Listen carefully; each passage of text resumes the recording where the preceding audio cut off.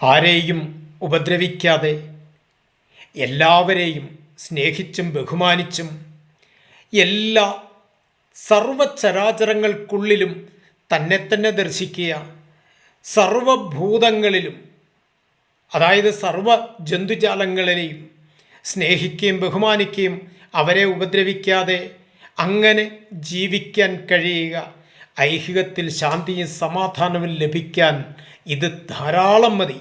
മറ്റൊന്നും ചെയ്യേണ്ടതായില്ല.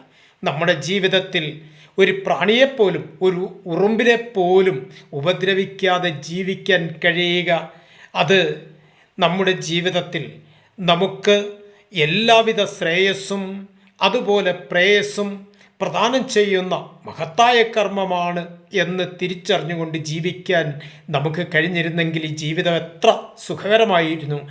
എല്ലാവർക്കും നമസ്തേ.